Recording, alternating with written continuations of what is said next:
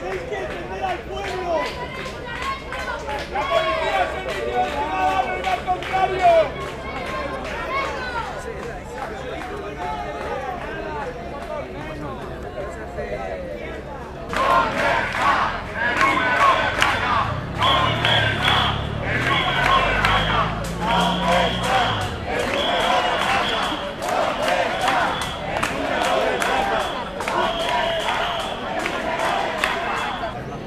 Nosotros somos una asociación a favor de que se respeten los derechos de los ciudadanos.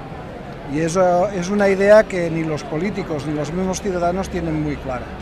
Por ejemplo, está la cuestión de la especulación del suelo. La Constitución, en el artículo 47, dice claramente que se tiene que evitar la especulación del suelo desde los poderes públicos. Y se ha hecho todo lo contrario. Aquí hemos sido casi los campeones mundiales de la especulación.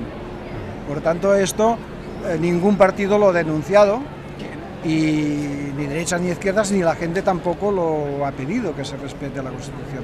O sea, la gente pues llega un momento que se harta y protesta, pero mientras tanto pasan décadas sin que nadie diga nada.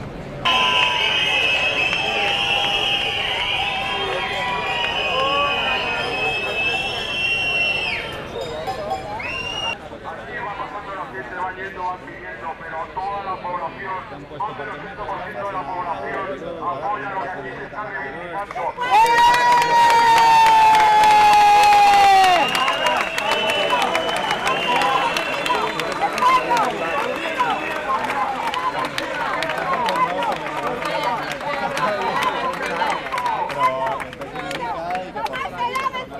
¡El pueblo unido!